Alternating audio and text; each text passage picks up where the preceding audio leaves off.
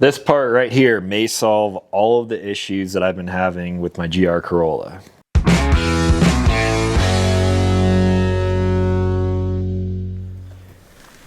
Hey guys, I'm going to interrupt myself right in the beginning of this video. Once again, just like the last GR Corolla video. Going into this, I thought this may be a fix, and it did push us closer to the right direction, but after I completed this entire video, some more stuff came up. So if you're interested in listening to all of my troubleshooting and figuring out what is going on with the GR Corolla, we'll get right into it.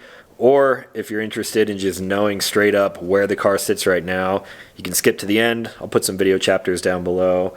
And yeah, thanks for stopping by the channel, and we'll get right into it. What's up everyone? Welcome back to the channel. If you're new here, my name is Talon. I make new videos every single week. So if you like what you see here, GR Corolla content, then consider clicking subscribe. I want this to be a quick video because I don't know if it's going to be an actual fix yet, but we are going to find out. For a while now, I've been talking about the problems that I've been having with this car, and it all stems to a crankshaft ventilation code, which I believe comes from this PCV hose right here. And for some reason, it seems like no one else is trying to come up with a fix for this. Toyota did release the TSB, but out of all the companies that make intakes and everything, I already cut my finger. Awesome. Out of all of these companies, it seems like Sixth Element is the only one actively trying to provide a fix for any 2025 plus GR Corolla owners. So a little update from the last video, I did get the car detuned, immediately took it to Groove Toyota, and I was able to apply the TSB. I drove it very carefully back home, and so far, no check engine lights.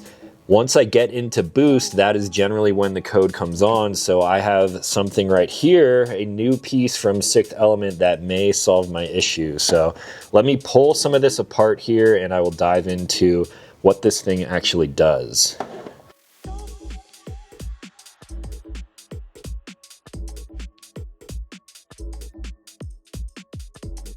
All right, little finagling later, and this old hose is off. This one came with the whole kit that I did, 6 intake with the turbo inlet back there, and I believe we need a restrictor in here. So I've tried some 3D printed pieces that go into the back of the intake to restrict some of the airflow to hopefully trick the sensor. I believe the sensor is one of these right here. That way it doesn't throw check engine lights. However, it looks like the guys at Sixth Element created a 3D printed piece in line with this hose here, and I should be able to just swap this into place. The only thing that I'm noticing right off the bat is that there is an extra line here. This one goes basically to one of the electrical connections there, and I'm not sure if I just plug that line now or what I'm supposed to do, but we're gonna figure it out.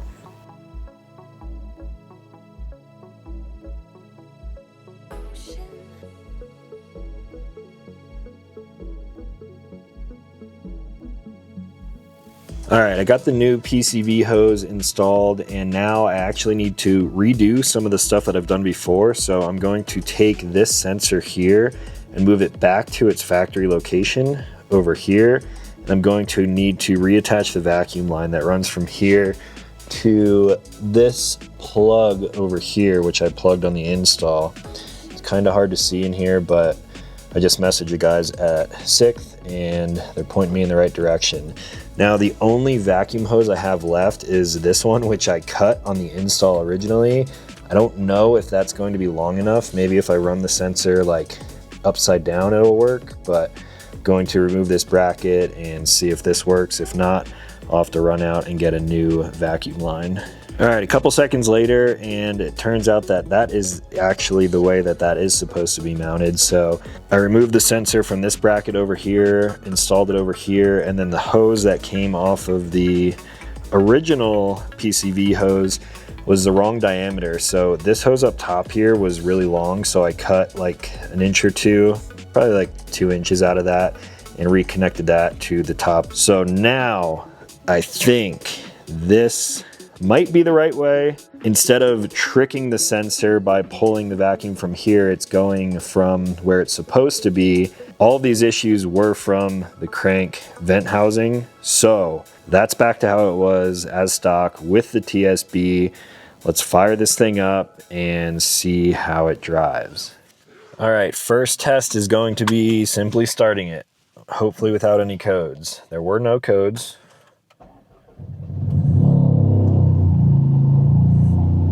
Cold starting this thing is loud. I'm sure my neighbors love me. All right, no codes. Everything is looking good right now. Gonna let this thing warm up a little bit and go for a very casual kind of daily driver type of drive. And I think I'm just gonna let the camera roll the entire time. That way, in case the code does pop up, you'll be able to see exactly what I was doing as it comes up. All right, we are now up to a normal operating temperature, and I'm going to hop on the highway here. Still in normal mode, and I'm going to try to get it into boost just a little bit here. Nothing too crazy yet.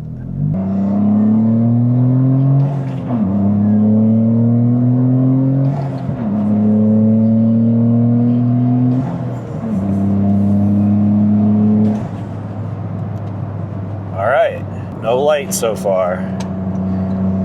That would have been enough of a pull there in the past with the tune and no PCV fix where it would have came on immediately, shifting from second into third gear probably. But now I think we can bump up into sport mode, drive a little bit more aggressively, and I think the best test will be to actually drive this car the way that I want to on some mountain back roads. So let's do that. All right, that was about 25 miles or so on the highway, driving the way I would normally like to drive. Still not getting on it too terribly hard, but I was able to do a couple of pulls like fourth and fifth gear up into sixth, and everything is feeling pretty good right now. Now, generally the code would come up when I'm driving the car in a not so nice way. Like, obviously you don't want to try to get into boost when you're really low in the RPMs because you're kind of like lugging the car down. But just for the sake of testing it, we'll give it a shot. I'm in third gear at about 2,400 RPMs here. Actually picks up into boost pretty quickly now. Hopefully some of this regular traffic will get out of my way so we can push it through these corners here.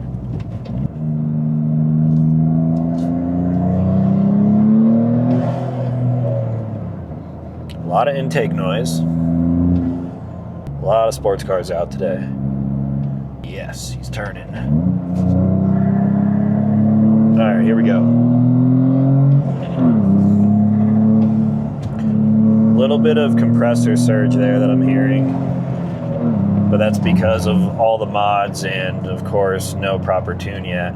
The tune will sort all of that stuff out if the car can handle it.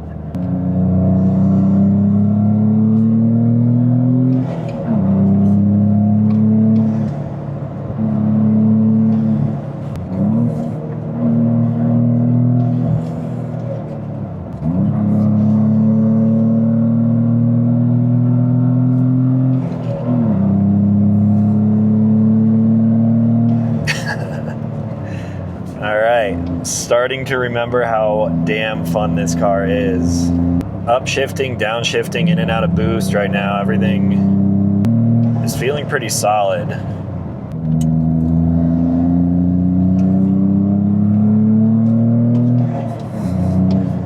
Should be in track mode. What am I doing?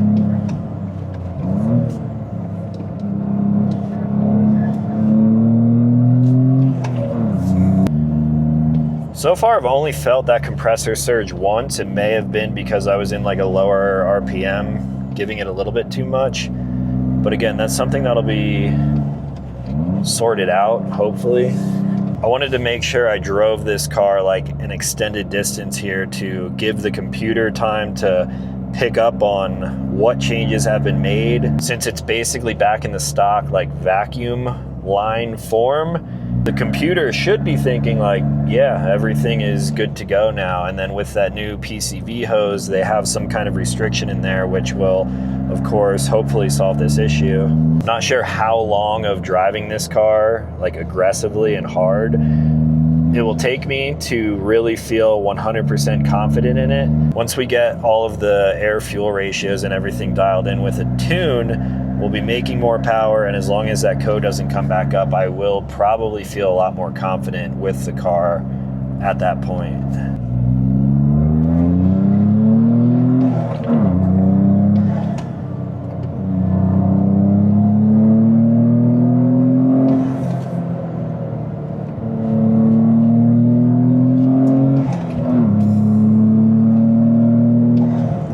No check engine lights. Power feels way better than before because, of course, I'm not getting that reduced power message. I don't want to say it's fixed, but I think we are on the right path now. So right about there is where I'm just going to cut myself off. I was driving the car hard and I was really like fingers crossed hoping that everything was good. It wasn't until later that night, brought the car back home. We took the car out for dinner and I was driving just like regular traffic on the highway and it threw the check engine light once again. Same code, same everything as before. So now we're like 2 weeks past when I originally filmed that, and I've been trying some more fixes here.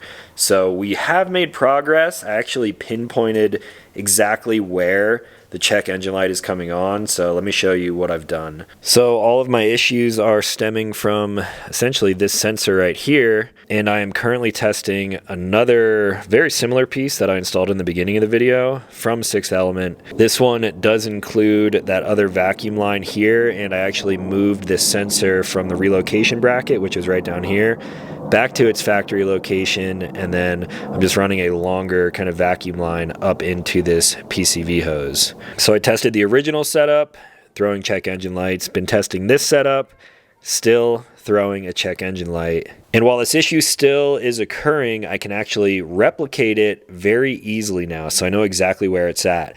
When the car is in about fifth gear from 55 to 60 miles an hour, if I'm just kind of driving normal and just giving it a little bit of acceleration, that is when the check engine light comes on. Time and time again, pretty much without fail. In any other gear, even sixth gear, fourth gear, everything around fifth, I can drive the car normally, and anything below fifth gear, I can drive the car really hard, which is cool. I'm able to actually enjoy the car a little bit more, but that damn check engine light keeps coming on because of something with this sensor. So the TSB that Toyota released seemed to at least alleviate some of the issues that I was having. Before, I couldn't even pinpoint it. It was just kind of all across the board. But now that things are changed a little bit, I can replicate the issue. I know exactly when and where it is happening. And again, it all stems from this. Now, I'm not sure if Sixth will be able to come up with a solution here that will actually work. One thing that could definitely work that I hope a company does is basically make a tiny little harness that fits either in line with the sensor or maybe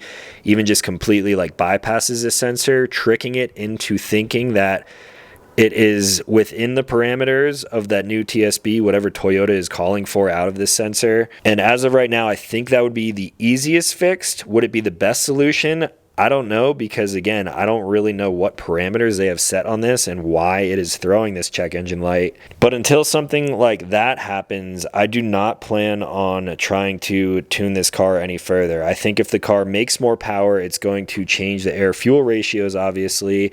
And then the problem that I'm having right now that I can pinpoint, I don't think I'll be able to pinpoint it anymore. I think it's going to happen all across different gears, different rev ranges, and things like that.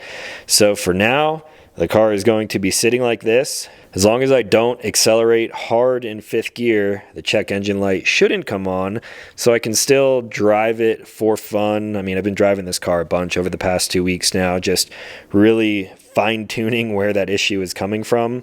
And that's basically where I'm at for right now. Now, I'm still going to be testing things that Sixth Element comes up with. Maybe they could make that harness, but I think it would be really expensive to do so, and there are not a ton of these cars out on the road, so it may not even be worth the cost.